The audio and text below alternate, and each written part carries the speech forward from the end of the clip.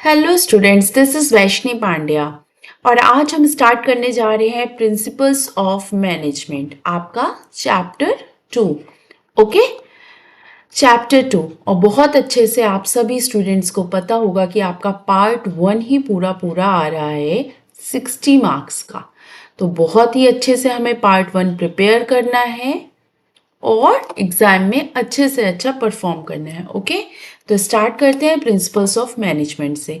देखिए, principles of management में हम ये पढ़ेंगे कि जनरल गाइडलाइंस क्या है, रूल्स रेगुलेशन क्या है, क्या हमें फॉलो करना है। ओके, तो एक ब्रॉड गाइडलाइंस दी गई है। इसमें अभी हम लोग टेलर के बारे में, फियोल जी के बारे में, इन सब लोगों ने क्या क्या बातें कही हैं, क्या क्या प्रिंसिपल्स दिए हैं, उनको पढ़ना है चैप्टर 2 में। ओके, तो स्टार्ट करते हैं हम मैनेजमेंट प्रिंसिपल्स से। मैनेजमेंट प्रिंसिपल्स क्या होते हैं? Management principles are broad and general guidelines for decision and behaviour of managers. किस तरीके से डिसीजन लेना है, क्या बिहेव करना है, किस तरीके से बिहेव करना है, हमारा व्यवहार कैसा होना चाहिए, इन सारी चीज़ों का डिटेल्स होता है, किस में होता है? मैनेजमेंट प्रिंसिपल्स में होता है। ओके, इसीलिए मैनेजमेंट प्रिंसिपल्स दिए गए हैं। क्लियर है? चलिए स्टार्ट करते हैं। मैनेजमेंट प्रिंसिपल्स और प्योर साइंस प्रिंसिपल क्या होते हैं, क्या डिफरेंस है?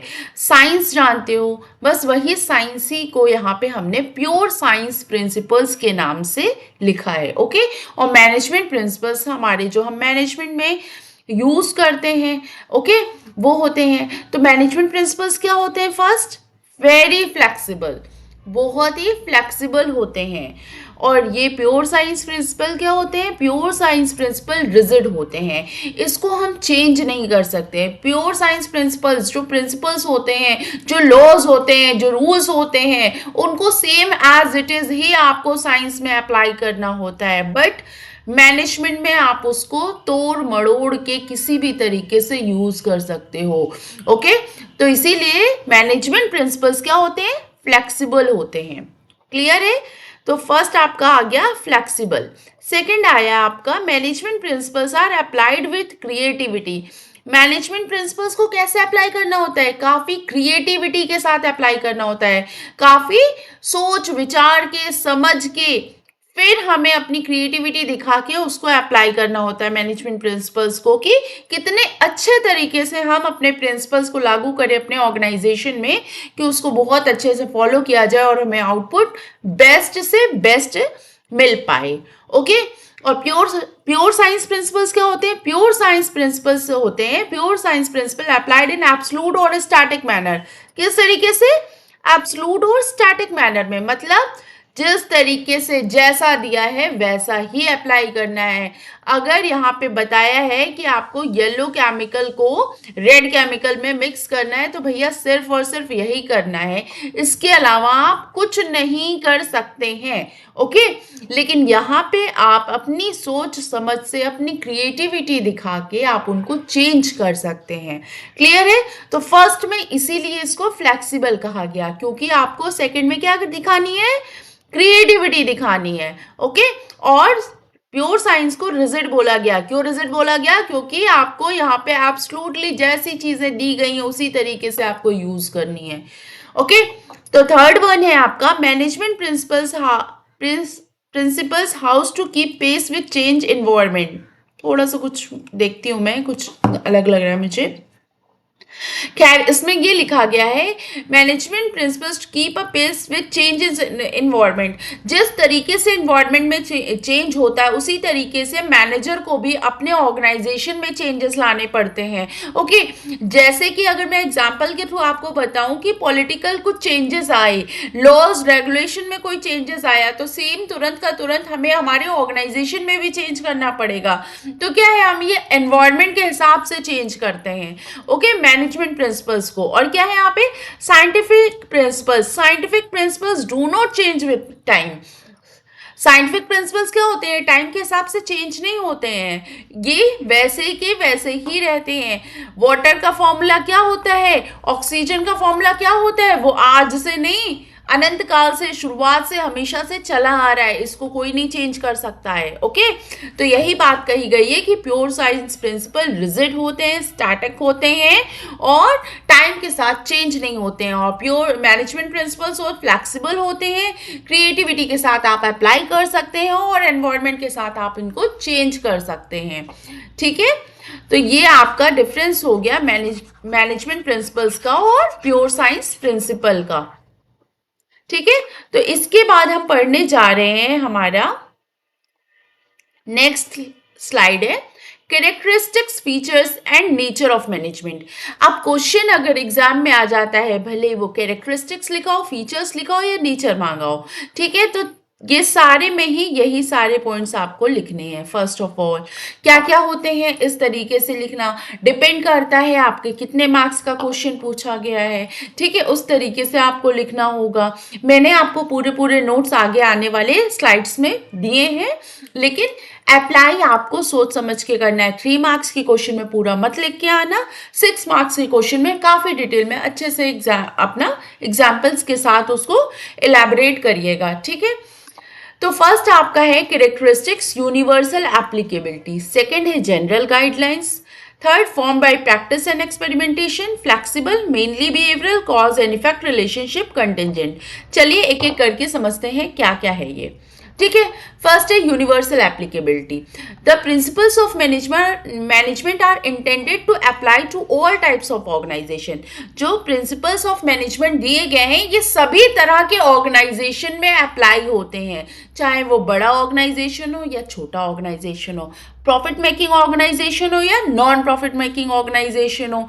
ठीक है, जैसा भी वहाँ पे वर्क होता हो, लेकिन अगर वो कोई ऑर्गेनाइजेशन है तो वहाँ पे मैनेजमेंट प्रिंसिपल्स यही सारे अप्लाई होते हैं। ओके, नेक्स्ट है आपका however the extent of their applicability would vary with the nature of organisation, business activity, scale of operation. फिर से इन्होंने वही बात अच्छे से समझा दी कि हालांकि ये बात डिपेंड करती है कि आपकी ऑर्गेनाइजेशन का क्या नेचर है, वहाँ पे काम किस तरीके का हो रहा है, वहाँ पे प्रोडक्शन आप कितने स्केल का कर रहे हैं, है ना। ये सारी एक्टिविटीज़ आपके डिपेंड करती हैं कि आप वहाँ पे कौन से प्रिंसिपल्स अप्लाई करेंगे और कौन से प्रिंसिपल्स नहीं अप्लाई करेंगे। लेकिन मैनेजमेंट प्रिंसिपल्स क्या होते हैं, मैनेजमेंट प्रिंसिपल्स यूनिवर्सल एप्लीकेबल होते हैं। ओके, तो फर्स्ट आपका कैरेक्टरिस्टिक्स ऑफ मैनेजमेंट होता है यूनिवर्सल एप्लीकेबिलिटी। मैनेजमेंट प्रिंसिपल्स की यूनिवर्सल एप्लीकेबिलिटी होती है, वो हर ऑर्गेनाइजेशन में, चाहे वो बड़ा ऑर्गेनाइजेशन हो, स्मॉल ऑर्गेनाइजेशन हो, प्रॉफिट मेकिंग हो, नॉन प्रॉफिट मेकिंग हो, हर जगह अप्लाई होते हैं मैनेजमेंट प्रिंसिपल्स। ओके, तो फर्स्ट इसको बहुत अच्छे से लर्न कर लीजिएगा, समझ लीजिएगा। बिजनेस स्टडीज पूरा समझने वाला कॉन्सेप्ट है, अगर इसको समझ लिया तो बच्चों लिखने में बिल्कुल टाइम नहीं लगेगा। ओके, सारी हेडिंग्स को समझो, कॉन्सेप्ट समझो और फिर राइटिंग प्रैक्टिस करो।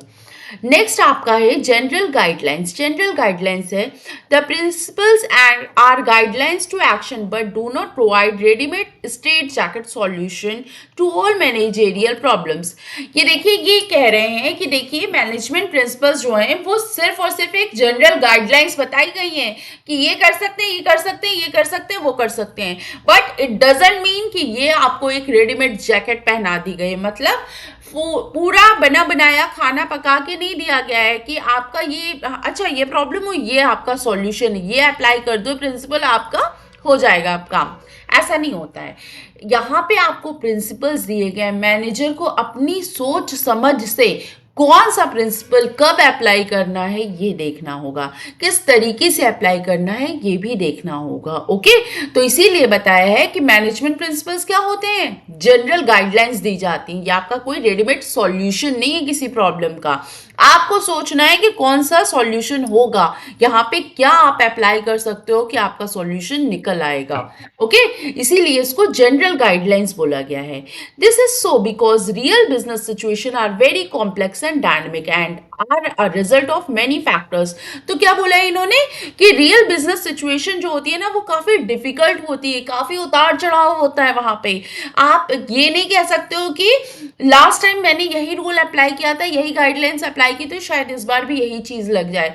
तो ये बात मैनेजर को समझनी होगी कि क्या उसको यूज करना है, ठीक है। रियल लाइफ सिचुएशन एकदम अलग होती है, इसीलिए इन्होंने इसको जनरल गाइडलाइंस का नाम दिया है।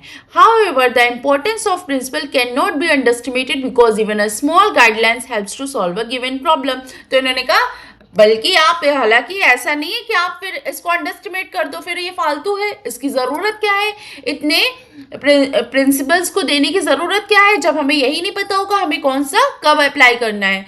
तो कौन सा कब अप्लाई करना है ये तो नहीं बताया गया है, बट ये सारे प्रिंसिपल्स जो दिए गए हैं वो आपको आपके मैनेजमेंट में बहुत बहुत हेल्प करेंगे, तो आप इसको अंडर नहीं कर सकते हो। ओके, तो फर्स्ट क्या था, characteristics of management, universal applicability. Third, second है जनरल गाइडलाइंस, यूनिवर्सली एप्लीकेबल होता है, हर तरीके के ऑर्गेनाइजेशन में अप्लाई कर सकते हैं हम, ठीक है। सेकेंड क्या है, जनरल गाइडलाइंस दी जाती है, कोई रेडीमेड सॉल्यूशन नहीं है। ओके, चलिए आते हैं और थर्ड वन हम अपना पढ़ते हैं क्या है। थर्ड है हमारा formed by practice and experimentation. Formed by practice and experimentation, एक दिन में सॉल्यूशन नहीं निकाला गया, या एक दिन में या 2-4 दिन में मेहनत करके आपको ये सारे प्रिंसिपल्स नहीं दिए गए हैं। इनके कहने का मतलब है काफ़ी सालों की मेहनत लगी है लोगों की, काफ़ी एक्सपेरिमेंट्स किए गए हैं, तब जाके ये आपके मैनेजमेंट प्रिंसिपल्स बने हैं। Okay, The principles of management are formed by experience and collective wisdom of manager as well as experimentation. तो काफी एक्सपेरिमेंटेशन किया गया, काफी सालों की मेहनत लगाई गई, तब जाके आपके ये सारे प्रिंसिपल्स बने हैं। For example, it is a matter of a common experience that discipline is indispensable for accomplishing a any purpose. तो ये कॉमन, हर किसी का अपना एक्सपीरियंस होता है कि भाई डिसिप्लिन में रहेंगे तो हमारा हर काम बहुत ही अच्छे से होगा, है ना, हम हर टारगेट को अचीव कर पाएंगे। लेकिन अगर इनडिसिप्लिन रहेंगे तो बिल्कुल भी नहीं कर सकते हैं। Okay, on the other hand, in order to remedy the problem of fatigue workers in a factory, and experiments may be conducted to see the effect of improvement of physical condition to reduce the stress. यहाँ पे आपका ये जो second line है, यहाँ पे ये बता रहे हैं कि देखिए ये जो लेबर्स में थकावट आती थी काम करते करते, तो इन सब चीज़ों का एक्सपेरिमेंटेशन हुआ कि कोई लेबर कितने घंटे काम करने के बाद उसको इंटरवल चाहिए होगा, उसको रेस्ट टाइम चाहिए होगा, उसके बाद उसका दूसरे शिफ्ट में काम लगाना होगा, है ना। तो थोड़ा थोड़ा काम करवा के उसको रेस्ट भी देना ज़रूरी होता है, और जिसका जैसा काम होता है उसको उस हिसाब से रेस्ट दिया जाता है। अब किसी लेबर से आप ईंटा उठवाते हो तो उसको ऑफकोर्स सी बात है उसको रेस्ट भी उसे हिसाब से देना होगा, है ना। अब कोई मैनेजर है वो अपना अब वर्क कर रहा है ऑफिस एसी के सॉरी ऑफिस में एसी लगी हुई है, आराम से बैठा हुआ है, उसका भी अपना स्ट्रेस लेवल है, उसको भी रिड्यूस करना है, वो भी देखना है कि उनको कितने घंटे में कितने देर में जो है इंटरवल देना है, रेस्ट देना है। तो ये सब चीज़ें ऐसे ही नहीं सोच ली गई कि हर 5 घंटे में देना है, हर 2 घंटे में देना है। इन सब चीज़ों का एक्सपेरिमेंटेशन हुआ है, ठीक है, और उसके बाद रिजल्ट निकाला गया कि एक लेबर को इतने घंटे के बाद आराम चाहिए ही चाहिए होता है। ओके, तो formed by practice and experimentation में आप कह सकते हैं ये एक दिन का नहीं, कई सालों की मेहनत है, कई सालों की एक्सपेरिमेंटेशन है, उसके बाद आपके ये प्रिंसिपल्स निकल के आए हैं। क्लियर है। थर्ड, अब आपका फोर्थ है flexible. The principles of management are not rigid prescriptions. ये तो हम लोगों ने फर्स्ट वाले में स्लाइड में ही पढ़ा था कि प्रिंसिपल्स ऑफ मैनेजमेंट क्या होते हैं, रिजिड नहीं होते हैं, वो काफ़ी फ्लेक्सिबल होते हैं। Which have to be followed absolutely, उनको उसी तरीके से फॉलो नहीं करना है। दे आर फ्लेक्सिबल, वो काफ़ी फ्लेक्सिबल्स होते हैं। देखो आंसर लिखने के लिए कितनी कला की जरूरत होती है ना। इन्होंने डायरेक्टली नहीं बोला they are flexible, management principles are flexible, इन्होंने बोला the principles of management are not rigid prescriptions. Which have to be followed absolutely. पता आपको भी था, लेकिन इन्होंने किस तरीके से लिखा है, the principles of management are not rigid prescription, एक रिजिड प्रिस्क्रिप्शन नहीं है, which have to be followed absolutely, जिसको उसी तरीके से फॉलो करना है। डॉक्टर ने दवाई लिख दी सुबह शाम इस तरीके से लेना है तो उसी तरीके से आपको लेना है। दे आर फ्लेक्सिबल, वो फ्लेक्सिबल होते हैं, and can be modified by the manager when the situation so demand, और ये मैनेजर के द्वारा मॉडिफाई की जाती है, चेंज करी जा सकती है जैसी सिचुएशंस डिमांड करेगी, जैसी सिचुएशंस होंगी manager can change these principles. Okay, they give the manager enough discretion to do so, तो वो मैनेजर को इनफ डिस्क्रिशन देते हैं कि आपको ऐसा कर लेना चाहिए। For example, the degree of concentration of authority, centralisation और its dispersal, decentralisation will depends upon the situation and circumstances of each enterprises. तो यही हर एंटरप्राइज की अपनी अपनी सिचुएशन होती है कि वहां पे सेंट्रलाइजेशन हो या डिसेंट्रलाइजेशन हो। बहुत बच्चों को नहीं पता होगा सेंट्रलाइजेशन और डिसेंट्रलाइजेशन क्या होता है, अभी मैं आपको एक स्लाइड लूंगी उसमें समझा दूंगी। Moreover, individual principle are like different tools serving different purpose, the manager has to decide which tools to use under the what circumstances. तो ये मैनेजर को डिसाइड करना होगा कि उसको कौन सा टूल, कौन सी चीजें कब यूज करनी है। ओके, ये बात कही गई है। सेंट्रलाइजेशन एंड डिसेंट्रलाइजेशन आपका क्या होता है, देखिए ये हो गया आपका ऑर्गेनाइजेशन, एक ये ऑर्गेनाइजेशन है, एक ये आपका ऑर्गेनाइजेशन मैंने बना दिया है, ठीक है। यहाँ पे एक अथॉरिटी है, यहाँ पे भी एक अथॉरिटी है। अब यहाँ पे जो लोग बैठे हुए हैं ना, ये सिर्फ और सिर्फ किसका कहना मानते हैं, इस पर्सन का कहना मानते हैं। तो यहाँ पे क्या है, सेंट्रलाइजेशन है, यहाँ पे और किसी का कुछ चलता ही नहीं है। इन्होंने जो रूल्स बना दिए वो बना दिए, इसके अलावा कोई कुछ नहीं कर सकता है। ये जो कहेंगे वही काम किया जाएगा, इसके अलावा एक पत्ता भी नहीं हिलाया जा सकता है। सेकंड आ गया आपका डिसेंट्रलाइजेशन, यहाँ पे है डिसेंट्रलाइजेशन। यहाँ पे देखिए डिसेंट्रलाइजेशन है, डिसेंट्रलाइजेशन में क्या होता है, यहाँ पे जो लोग बैठे हुए हैं ना, ये इनको वर्क को छोटे छोटे पार्ट्स में डिस्ट्रीब्यूट कर दिया गया है। ये अपने काम को अपने हिसाब से कर सकते हैं, ठीक है।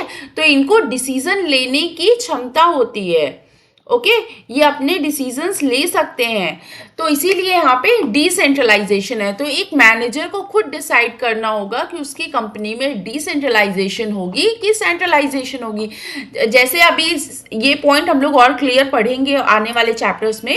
सेंट्रलाइजेशन जो होता है वो छोटे छोटे आपके जो ऑर्गेनाइजेशंस होते हैं वहाँ पे बहुत अच्छा काम करता है, लेकिन वहीं डिसेंट्रलाइजेशन जहाँ पे बहुत बड़े बड़े फर्म्स होती हैं, बहुत बड़ी ऑर्गेनाइजेशंस होती हैं, वहाँ पे डिसेंट्रलाइजेशन काम करता है। ओके, तो ये होता है जहाँ पे एक लोग ऑर्डर दें और सब लोग फॉलो करें, उसको सेंट्रलाइजेशन कहते हैं।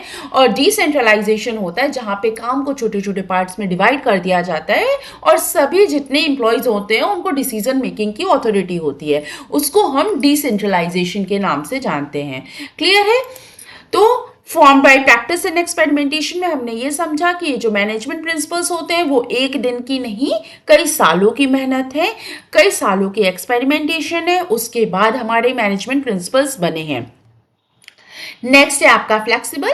मैनेजमेंट प्रिंसिपल्स बहुत ही फ्लेक्सिबल्स होते हैं। वो मैनेजर को देखना है कि हमारे यहाँ कौन से प्रिंसिपल्स कहाँ पे किस सिचुएशन में लागू किए जाएंगे, कौन सी सिचुएशन कौन से प्रिंसिपल्स की डिमांड करती है। ओके, और फिर एग्जाम्पल में हमने सेंट्रलाइजेशन और डिसेंट्रलाइजेशन को बहुत अच्छे से अभी अभी समझा है। क्लियर है? इसके साथ हम लोग अब नेक्स्ट टॉपिक पढ़ने जा रहे हैं, मेनली बिहेवियरल। मेनली बिहेवियरल क्या होता है, ये बिहेवियर के ऊपर डिपेंड करता है। Okay, management principles aim at influencing behaviour of human beings. किसको इन्फ्लुएंस करने की कोशिश करी जाती है मैनेजमेंट प्रिंसिपल्स के थ्रू? ह्यूमन बींग्स को। Okay, therefore principles of management are mainly behaviour in nature. इसीलिए मैनेजमेंट प्रिंसिपल्स को क्या कहा गया है? Mainly behavioural in nature. किसको क्या इन्फ्लुएंस करना है? ह्यूमन बिहेवियर को। किसको इन्फ्लुएंस करना है? ह्यूमन बिहेवियर को। ओके, बहुत अच्छे से इसी तरीके से समझिए और एग्जाम में लिख के आने की कोशिश करना। कॉन्सेप्ट क्लियर होंगे तो ऑफकोर्स सी बात है बहुत अच्छे से डिटेल में आंसर लिख पाओगे। तो ह्यूमन बिहेवियर को इन्फ्लुएंस करने की बात करते हैं, इसीलिए हम इसको मेनली बिहेवियरल का नाम देते हैं। It is not that these principles do not pertain two things and phenomena at all. ये नहीं कह सकते हैं कि ये ह्यूमन बिहेवियर के अलावा चीजों के ऊपर या किसी फिनोमेना के ऊपर नहीं काम करता है। It is just a matter of emphasise.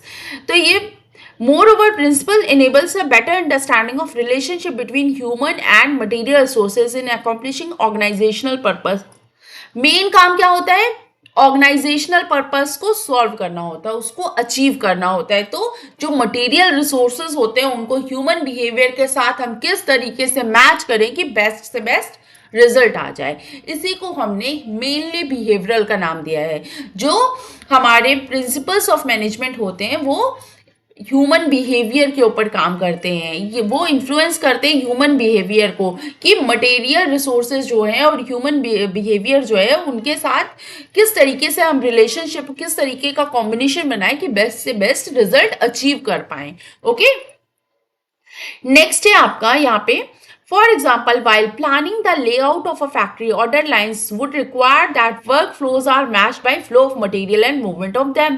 तो यही बताया कि इन्होंने, हम अगर कोई लेआउट बनाते हैं, कोई फैक्ट्री का प्लान करते हैं कि किस तरीके से काम एक फैक्ट्री में होगा, तो हमें इस चीज़ों का ऑर्डर लाइन से हमें लगाना पड़ेगा कि कहाँ पे वर्क फ्लो हो रहा है, काम कहाँ पे हो रहा है, तो मटेरियल वहाँ पे रिक्वायर है कि नहीं है। अब हमने स्टोर जो है, ये हमारा जो है फैक्ट्री है, फैक्ट्री का स्टोर यहाँ पे है और फैक्ट्री का जो मशीन्स वगैरह काम होता है वो यहाँ पे होता है।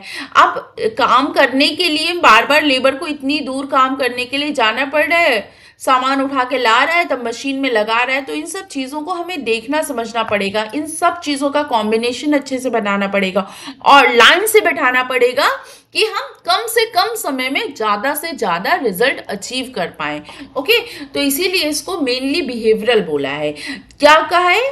किसको इन्फ्लुएंस करता है? ह्यूमन बिहेवियर को इन्फ्लुएंस करता है। और किसका मैचिंग कॉम्बिनेशन हमें चाहिए होता है? ह्यूमन बिहेवियर का मटेरियल रिसोर्सेज के साथ। ओके, नेक्स्ट है हमारा कॉज एंड इफेक्ट रिलेशनशिप। जो हमारे प्रिंसिपल्स ऑफ मैनेजमेंट होते हैं ना, ये कॉज एंड इफेक्ट रिलेशनशिप के ऊपर डिपेंड करते हैं। शुरू से हम लोग पढ़ रहे हैं फ्लेक्सिबल होते हैं, ह्यूमन बिहेवियर के ऊपर डिपेंड करते हैं, मेनली बिहेवियरल, ये सारे वर्ड्स बहुत टर्म्स अच्छे से पढ़ लिए। तो इंसानियत, जो इंसानी रूप होता है वो तो चेंज होता रहता है, हर कोई एक सिचुएशन में एक जैसा रिएक्ट नहीं करता है। किसी के बच्चे को फीवर आ गया, कोई बहुत ज़्यादा पैनिक मचा लेता है, बहुत ज़्यादा परेशान हो जाता है, कोई एकदम कूल ढंग से उसको काम करता है, रिलैक्स होता है और डॉक्टर को दिखाता है, ट्रीटमेंट लेता है, कोई हाई तौबा मचा देता है ना। तो कब कौन सा पर्सन किस तरीके से रिएक्ट करेगा ये किसी को नहीं पता होता है। तो इसीलिए हमने ह्यूमन बिहेवियर को कॉज एंड इफेक्ट रिलेशनशिप का नाम दिया है। किसका नाम दिया है? Cause and effect relationship. Okay, the principles of management are intended to establish relationship between cause and effect so that they can be used in a similar situation in a large number of cases। तो हमने cause and effect relationship का नाम दिया है और इसको कहा है जिससे कि हम इसको सिमिलर सिचुएशन की कंडीशन में यूज कर सकें। Okay, as such they tell us if a particular principle was applied in a particular situation what would be its likely effect। The principles of management are less than perfect since they mainly apply to human behavior। यहाँ पे भी उन्होंने वही बात कही है कि क्योंकि ये ह्यूमन बिहेवियर के ऊपर अप्लाई किया जाता है, इसीलिए हम इसको लेस देन परफेक्ट कहते हैं, एकदम परफेक्ट नहीं कहते हैं कि ये प्रिंसिपल हमने बनाया है ये इसी रिलेशनशिप पे, कॉज एंड इफेक्ट रिलेशनशिप पे काम करेगा। रियल लाइफ सिचुएशन सेम नहीं होती है, लोगों का नेचर सेम नहीं होता है, हर पर्सन हर सिचुएशन में अलग अलग तरीके से रिएक्ट करता है। ओके, तो इसीलिए हम इसको लेस देन परफेक्ट कहते हैं। In real life situation are not identical so accurate cause and effect relationship में बी डिफिकल्ट टू एस्टैब्लिश। तो एक accurate cause and effect relationship निकालना हमारे लिए कि ये प्रिंसिपल सिर्फ और सिर्फ इसी तरह के मैटर पे अप्लाई होगा, इस बात को सोचना समझना बहुत ही मुश्किल है, इस बात को डिसाइड करना। ओके, तो इसीलिए कहा गया है accurate cause and effect relationship में बी डिफिकल्ट टू एस्टैब्लिश। एक accurate cause and effect relationship बनाना बहुत ही डिफिकल्ट है। ओके, लिखना क्या है, देखो हेडिंग्स लर्न कर लोगे, cause and effect relationship, cause and effect relationship को समझो तो पहले क्या होगा, क्या लिखना है इसमें। सबसे पहली बात आप लिख सकते हो कि ये ह्यूमन बिहेवियर के ऊपर हम काम कर रहे हैं। ह्यूमन बिहेवियर कैसा होता है, बिल्कुल भी फ्लैक वो नहीं होता है, एकदम कांस्टेंट नहीं होता है कि हर पर्सन एक ही जैसा रिएक्ट करे। सब पर्सन, हर इंसान, ह्यूमन बिहेवियर है, वो अलग अलग रिएक्ट करता है अलग अलग सिचुएशन में। ओके, तो इसीलिए इसको ये बोलना कि एक एक्यूरेट हम कोई कॉज एंड इफेक्ट रिलेशनशिप बना दें सारे प्रिंसिपल्स को, जो एक लाइफ जैकेट हमने बताया ना अपने सेकंड वाले में हमने पढ़ा है ना, जनरल गाइडलाइंस होते हैं, कोई भी आपको रेडीमेड सॉल्यूशन नहीं दिया गया है। उसी बात को आप फिर से कह सकते हो कि कॉज एंड इफेक्ट रिलेशनशिप है। मैनेजमेंट को खुद सोचना होगा कि कब कौन सा प्रिंसिपल अप्लाई करना है यहाँ पे। ओके, कोई भी एक पर्टिकुलर प्रिंसिपल किसी भी पर्टिकुलर सिचुएशन पे कोई किसी किताब में नहीं लिखा गया है कि यही चीज अप्लाई होगी। ओके, नेक्स्ट है आपका कंटिंजेंट। देखो बच्चों को बहुत कंफ्यूजन होती है फ्लेक्सिबल में और कंटिंजेंट में, उनको नहीं समझ में आता फ्लेक्सिबल और कंटिंजेंट में क्या होता है। मतलब इसको क्लियरली 1 to 1 समझाने से पहले मैं ये समझाऊंगी। फ्लेक्सिबल मतलब होता है कि कौन सा प्रिंसिपल कब अप्लाई करना है। ओके, कि कोई सिचुएशन आए, कोई सर्कमस्टेंसेस आए आपके ऑर्गेनाइजेशन में, आपको लग रहा है नहीं फर्स्ट वाला नहीं सेकंड वाला प्रिंसिपल अप्लाई करेंगे, थर्ड वाला नहीं सिक्स वाला करेंगे, अभी हम लोग अच्छे से डिटेल में और भी पढ़ेंगे प्रिंसिपल्स को, तो मैनेजर सोचता है ये नहीं ये प्रिंसिपल अप्लाई कर देते हैं। कंटिंजेंट में आप प्रिंसिपल्स को ही तोड़ मरोड़ के यूज कर सकते हो, इसी को आप कंटिंजेंट कहते हो। फ्लेक्सिबल में सेम प्रिंसिपल्स होते हैं, प्रिंसिपल सेम होता है, उसको अप्लाई कब करना है ये आपको सोचना होता है। कंटिंजेंट में प्रिंसिपल्स को भी आप चेंज कर सकते हो। ओके, डायरेक्टली देखिए यहाँ पे लिखा है principle has to be change with change in situation. Situations change होती हैं तो आपको प्रिंसिपल्स को भी चेंज करना होता है, प्रिंसिपल्स को भी तोड़ मरोड़ के यूज कर सकते हो। Okay, management principle are contingent और dependent upon the situation prevailing in the organisation. यही बात शुरू से पढ़ते आ रहे हैं, ऑर्गेनाइजेशन की क्या डिमांड है, क्या सिचुएशन है, उस हिसाब से हमें डिपेंड करता है कि हम कौन सी प्रिंसिपल्स को यूज करें। Their application in effect depends upon the nature of the organization. उसका एप्लीकेशन, उस प्रिंसिपल का एप्लीकेशन, कौन सा प्रिंसिपल अप्लाई होगा, ये डिपेंड करता है कि हमारे ऑर्गेनाइजेशन का काम क्या है, हमारा ऑर्गेनाइजेशन वर्क किस चीज पे कर रहा है। ओके, नेचर ऑफ ऑर्गेनाइजेशन क्या है। The application of principle has to be change with change in situation. Nature of principle क्या को हम जो अप्लाई करने चाह रहे हैं उसको भी चेंज कर सकते हैं, सिचुएशन को जिस तरीके से डिमांड करेगी। Okay, for example employees deserve fair and just remuneration. एक ये आपका प्रिंसिपल होता है कि हर एम्प्लॉय को एक फेयर एंड जस्ट रेम्यूनरेशन पे करना चाहिए, but what is just fair is determined by multiple factors. लेकिन फेयर क्या है, सही रेम्यूनरेशन पेमेंट क्या मतलब कर रख रही है, हर एम्प्लॉय को पेमेंट करना चाहिए एक अच्छा अमाउंट का। ओके, ये बात हो गई, लेकिन पेमेंट फेयर क्या है, कितना अमाउंट पे करना पड़ेगा, ये तो इस बात पे डिपेंड करेगा ना कि वो एम्प्लॉय वर्क किस हिसाब का कर रहा है, कितनी देर कर रहा है, कितने घंटे वर्क कर रहा है, कितनी मेहनत लग रही है उस पे, उस हिसाब से हम उसको पेमेंट करेंगे ना। Okay, they include contribution of the employees, paying capacity of the employer. Employer की भी पेइंग कैपेसिटी क्या है, क्या वो एम्प्लॉयर वर्क इतना पेमेंट कर पाएगा, ऐसा थोड़ी होता है कि कितने करोड़ों रुपए एम्प्लॉय मांग ले और दे दिया जाए, क्योंकि यही फेयर है हमारे हिसाब से, है ना। तो एम्प्लॉयर की भी कैपेसिटी को देखना होता है, काम की गंभीरता को भी देखना होता है, कितना काम हो रहा है उस हिसाब से ही तो हम पेमेंट करेंगे।